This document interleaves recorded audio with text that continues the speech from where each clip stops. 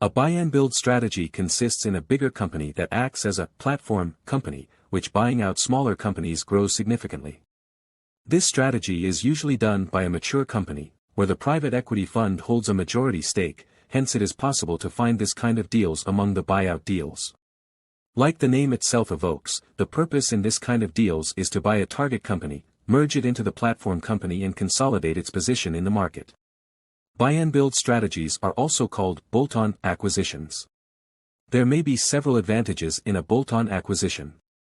First of all, the platform company can scale up more rapidly.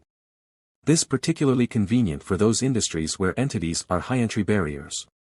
Secondly, thanks to a bigger size, the group is able to operate more efficiently and enjoy economies of scale. The bigger the size of the private equity-backed company and the more efficient the operations, the larger the margins and its solvency, hence the potential exit price. Despite those benefits, bolt-on acquisitions do not come challenge-free.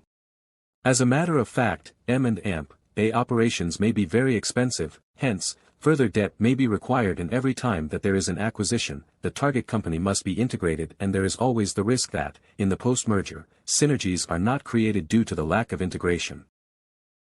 The second strategy used by private equity investors is related to financial leverage.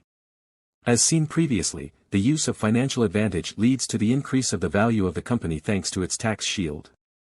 After a careful rating assessment, the private equity investor may decide to increase the debt of the target company, as this increases the liquidity and, therefore, the possibilities of the company.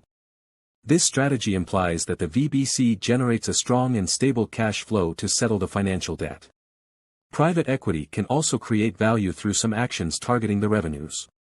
In order to maximize the revenues, general partners may lead the portfolio company to develop new products, expand geographically, increase prices, or enhance sales force effectiveness. Operating improvement is mainly concentrated on increasing revenues, but it is not surely the only target. Operational improvement also aims at reducing the operating costs and selling, general, and administrative expenses. This is a strategy commonly adopted in buy-and-build where the size and the economies of scale are the main purpose of the deal. Regardless, it may be implemented in other kind of operations, like those of the growth capital deals, where it often happens that private equity-backed companies open several points of sale and shops in order to maximize the revenues. The last viable strategy is the multiple arbitrage strategy. When fund managers want to exploit the multiple arbitrage or expansion, it means that they want to enhance the market value of the target company by selling not only the company per se, but also its potential leveraging, for instance, on the company's strategy and forecast, thus lowering its risk profile. The aim of this strategy is to make the multiple paid by the buying part at the exit as high as possible. However, valuations are also subject to external factors, such as market conditions and the macroeconomic environment.